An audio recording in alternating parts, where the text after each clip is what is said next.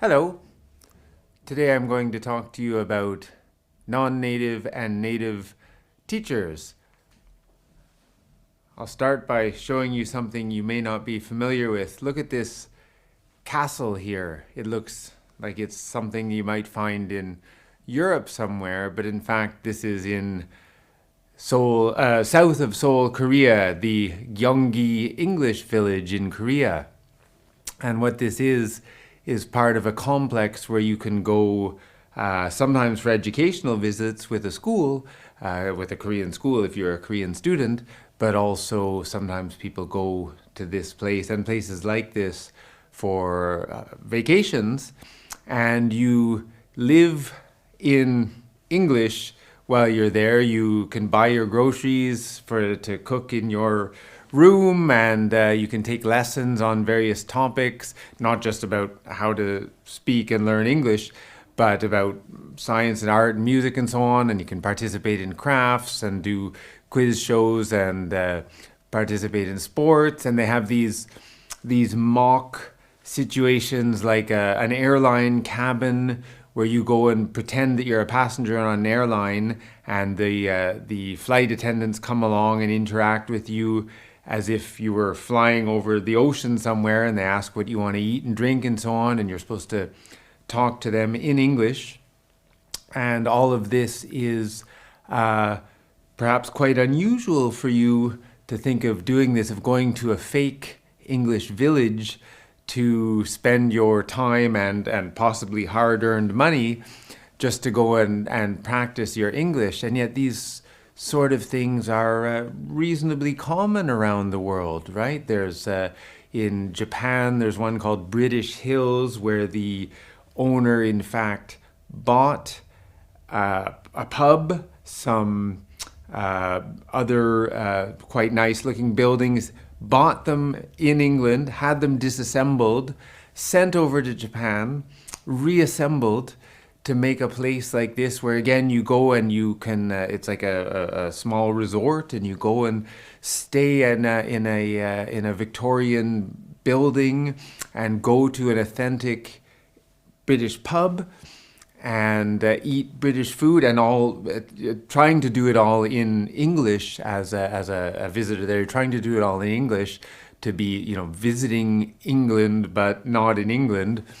And the Angloville chain in Poland and Romania and Hungary. There's another one in Spain and a couple in Turkey. These are quite popular, right? And like I said, why do people want to spend their money and time doing this kind of thing? But if that doesn't make sense to you, then you're probably not the type of person that is affected by this global drive to learn English as a way of, supposedly at least, improving one's life chances in education and in employment, right?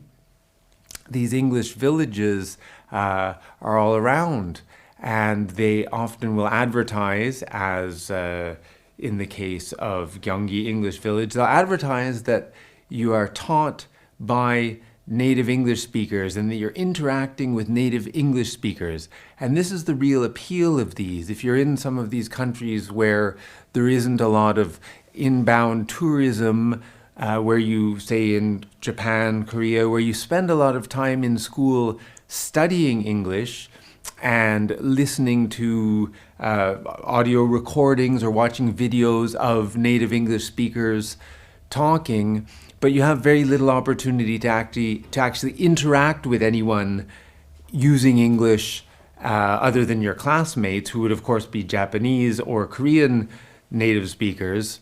You have very little chance to interact with people using English, and especially not with native English speakers. And this is a real appeal for people around the world. For good or for ill, this is a real appeal to people around the world. So they'll go to these English villages, interact with these native English speakers, except when they aren't in fact native English speakers, as Kim discovered when she was doing research at Gyeonggi English Village, and she talked to some of the teachers, and they were quite open about the fact that they were Polish, and people from other places, non-native English speakers from other places, but who, as she said, largely seem to have fair hair and skin and light-colored eyes, which leads to some of the problems with this, right? That these people were assigned native English speaker status not because of their actual linguistic history, their linguistic abilities, but because of what they looked like, right? And this is what has been called famously in TESOL by Philipson, coined the term linguistic imperialism, which I think you'll find pretty intuitive to understand, right? Imperialism in its general sense, the reaching out and capturing, colonizing other areas, but doing it through language, using language, English in our discussion, of course, using English to reach out and conquer, capture other parts of the world, much as has been done in British Hills and Gyeonggi Village, and so on. And of course, I'm not saying that the people who go to those places are stupid. They make their own decisions, and that's fine. But sometimes people don't think about the negative effects of things like this, and about how people who think that having a native English-speaking teacher, going to a native English environment is that they've been sold that as a bill of goods, something that's necessary for their language development, for their improvement, and we know that it's not in fact always the case. In fact, most of the speakers of English now in the world are not native English speakers. If you add up all of the people who've learned English as a second language, a third language, there are far more of those people than there are of those for whom English is their native language. The number of interactions in the world in English is probably involving non-native English speakers is probably higher than the number of interactions involving native speakers.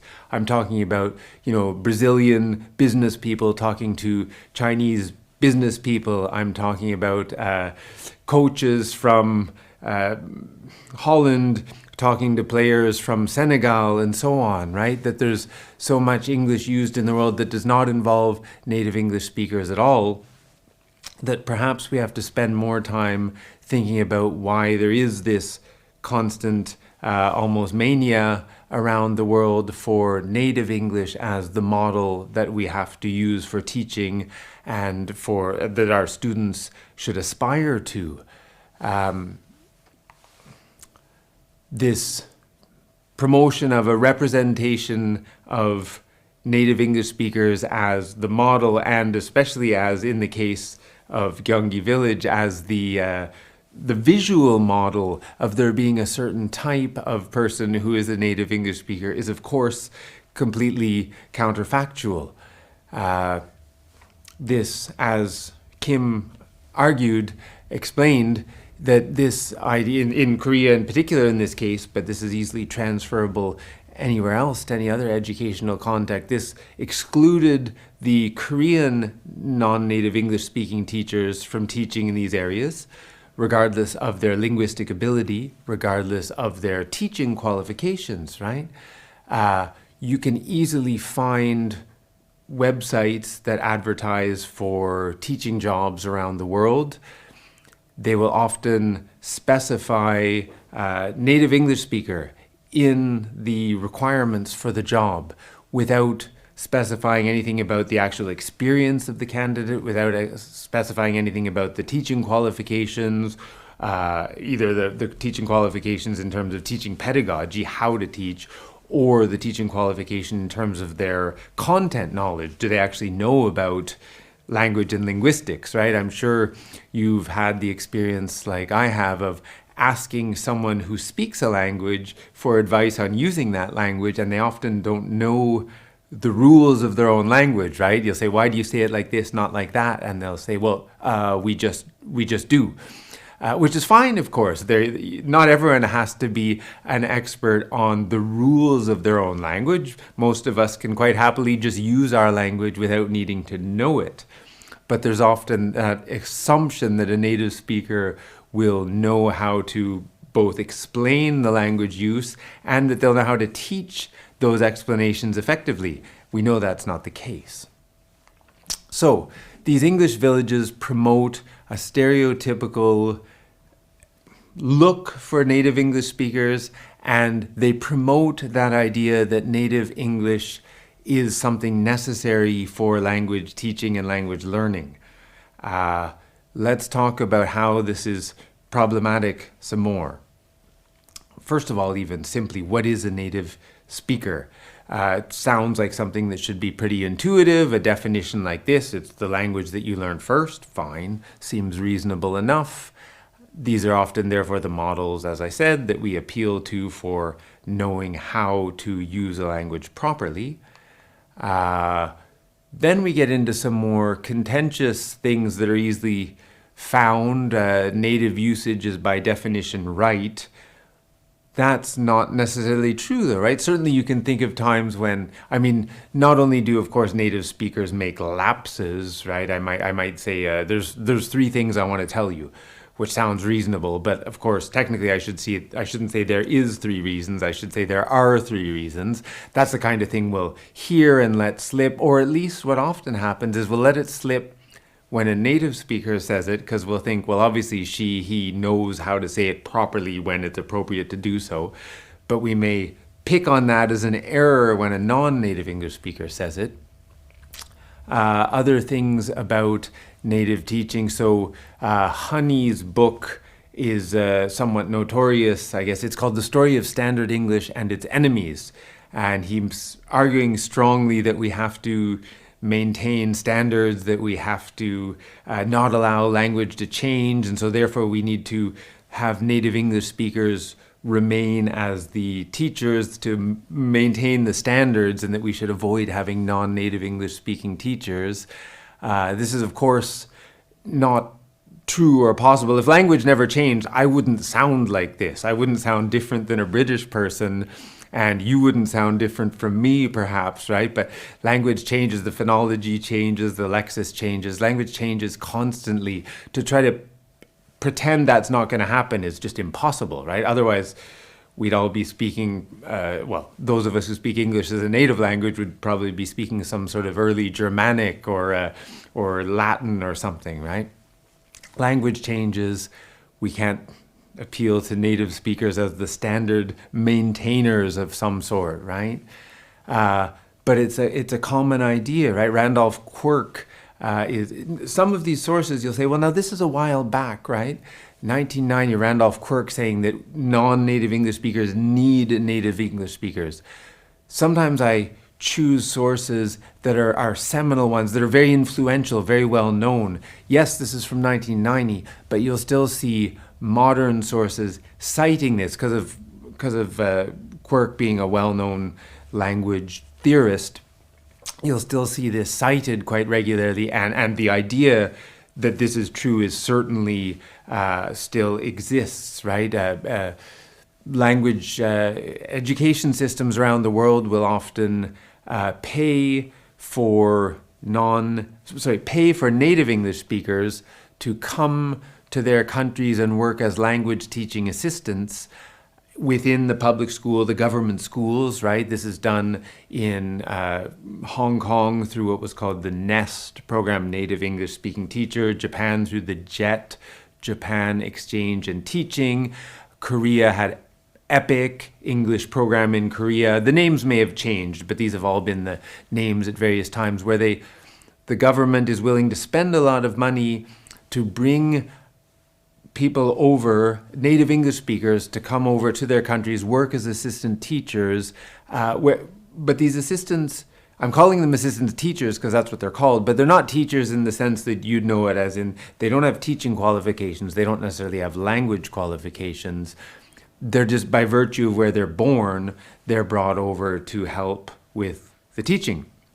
This can be very detrimental to the teachers in those countries. I'll avoid talking too much about this because I did my own PhD about this particular aspect of TESOL, but I'll tell you a little bit, right, about going to Japan and doing interviews with Japanese teachers of English and watching their classes and spending time in their schools, and they had to work with these assistant English teachers from Scotland, England, Australia, Canada, and so on.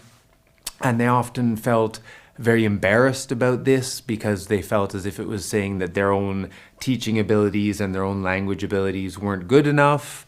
They didn't like the fact that the students were often very excited to interact with the native English speakers. And now, understandably, the children were. They'd rarely meet a Scottish person or an Australian or what have you.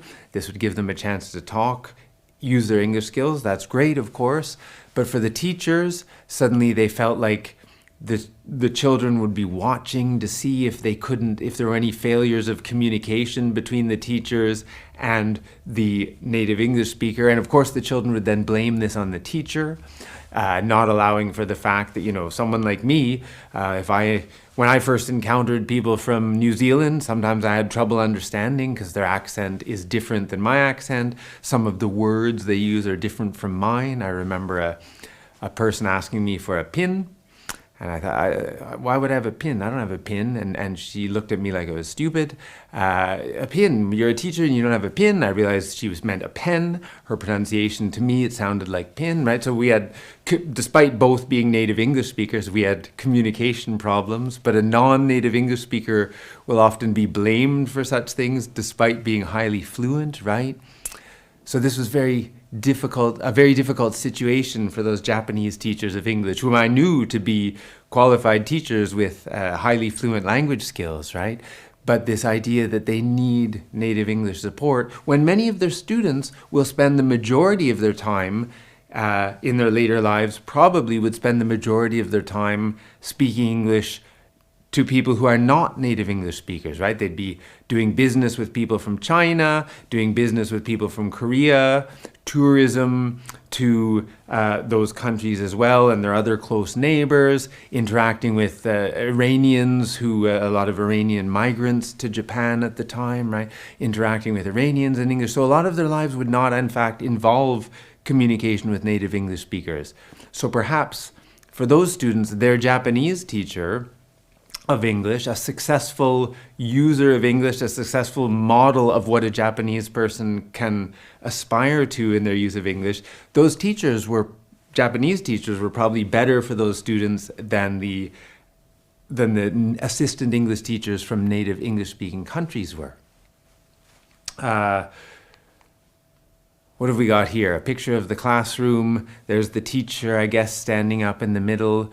And I read this a few years ago on a bulletin board L-test, language test, right? And someone was saying, are there any legal or ethical considerations regarding giving a language proficiency test to native speakers of the language? I've seen this kind of thing a few times. People seem to be worried that making some sort of judgment about someone's language ability as a native speaker is somehow maybe even illegal. People are so this idea that native speakerness is something so important, they seem to think that they may be breaking the law if they make judgments about such, right? That this teacher here better be careful if she's about to make comments on those students' language abilities. But of course, teachers do this all the time. We correct students' essays. We say, you've spelt this wrong. Your grammar could be more accurate here. We do this all the time without thinking about whether our students are native or non-native speakers. But when we bring up the fact that they may be native English speakers, suddenly people start to worry about making judgments about language ability. So, how do academics react to this? As we see here, it's often the case that we approach the native speaker as a social construct, this idea that through repeated discussions of what it means to be a native speaker, through repeated appeals to native speaker status in advertisements and so on, this idea of what a native speaker is has been built up as something that's not true. Think of in native speaker status could be very problematic to describe in the case of young immigrants, right? If a child is born in country X, moves to country Y when she's 3 or 4, is she a native speaker of the first one or the second, right?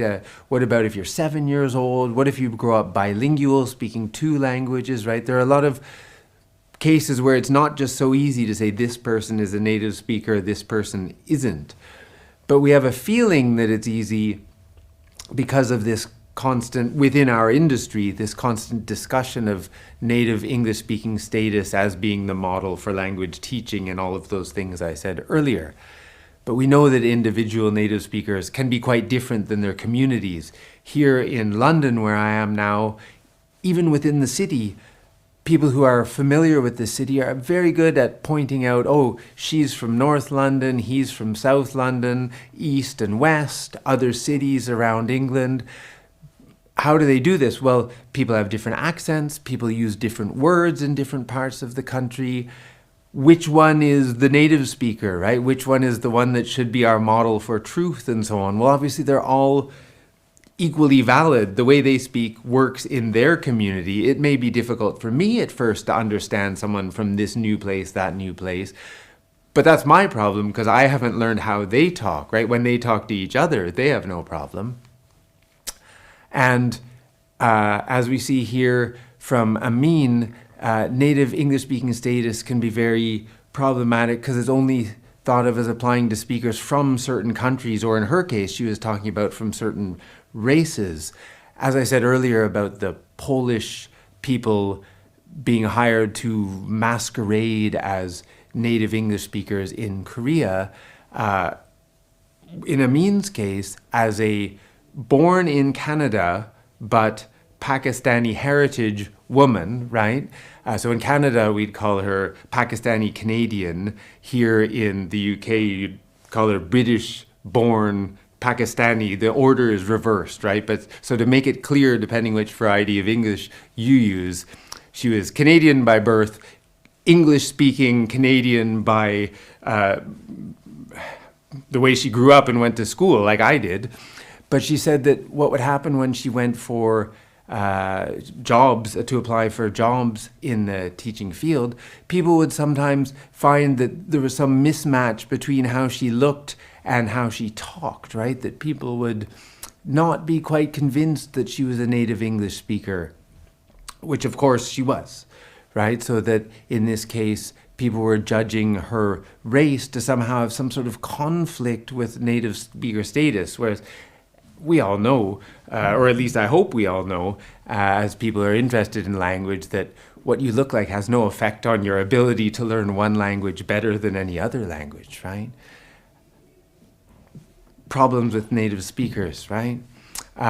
This native, non-native dichotomy, someone like Philipson with linguistic imperialism, many others would say this is a construct based on power relations, right? That anything that keeps a valuable thing as part of a property of just some of us allows us to maintain power, allows us to maintain wealth. If we say that being a native speaker is a property only of people from countries like Canada, America, Britain, Australia, the good jobs, the plum jobs go to people from those countries. We forget that there are native speakers in some of the smaller, less populous countries that are typically associated with native speakerness, like New Zealand and the Republic of Ireland. Then people, of course, forget about countries in Africa where there are millions of native speakers in places like Nigeria, places like the Philippines, Hong Kong, where many of the people are in fact native speakers, Singapore, where it's English is their first language, but they can be excluded from these things because they're just not from the right country and or because they don't look like what a lot of the world thinks of as a native English speaker. Countries like India, with millions of people for whom English is their first language, and of course the many more that speak English as a second or third language, right? But many people, Indians from India, English is their first language, but these people are often excluded from the benefits of native speaker status in terms of hiring in terms of hiring patterns. So this dichotomy can be quite beneficial for people who want to stay on one side of the line and keep others out. Over the years, people have tried to redefine this term. Here's some of the ones that have been attempted to call people accomplished users. And so it wouldn't matter where you were born, whether it was a native English-speaking majority country like the United States or a native English-speaking minority country, or whether in fact you were the only one in your country who spoke English well, right? That we'd define these people as accomplished users regardless of whether it was their first or second language, or expert speakers, L1, L2 users. People have tried these different terms. A man named Pennycook, Alistair Pennycook, said, well, in fact, maybe we should be calling the British, American, Canadians, and so on, who are working in Japan or Korea and other places, we should call them the non-natives because they don't know the local context, they don't know the local culture, they don't know the local language, so they can't talk about the similarities and differences between language X and English. So we should call them the non-natives and call the local teachers the natives to acknowledge their expertise in the local culture and in the local educational culture and so on. People have tried a bunch of these terms. They don't end up sticking. Native and non-native is just too intuitive, too entrenched, that we pretty much just have to live with it, right? But that doesn't mean we have to accept, we have to live with the term for the most part, but that doesn't mean we have to accept the underlying tenets of what being a native or non-native speaker and being a non-native or native teacher, of course, we don't have to accept the tenets of what that supposedly means. My advice on what you should consider while you're doing research on this, first of all, you might think about how native and non-native English-speaking teachers are positioned in your country or whatever context it is that you're interested in researching, right? Are they positioned as equals or not, right? If not, well, whom does this benefit? Why is it such that people who are often have more qualifications, more experience, are positioned as being lesser teachers simply by virtue of not having learned the language first? Finally, this is probably the thing that many people have considered, but that we all have to work together to push more to educational managers, to parents, right? We have to try to convince them that non-native English-speaking teachers bring many of the same benefits, and in fact some different benefits to their students that native English-speaking teachers don't. We have to try to show people that a non-native English speaker can often be a much more successful model both of usage and of learning strategies than a native English speaker. I mean, it was easy for me to learn English. I just grew up and learned it from my parents. I didn't have to do anything. How can I teach a young Brazilian child or a young Pakistani child what it is to learn English when I learned it effortlessly and for free, right? Their local teacher will have a lot more knowledge of strategies for doing so. So that's what I'd like you to think about while you're doing your reading and your research on this topic. Thank you for your time. Goodbye.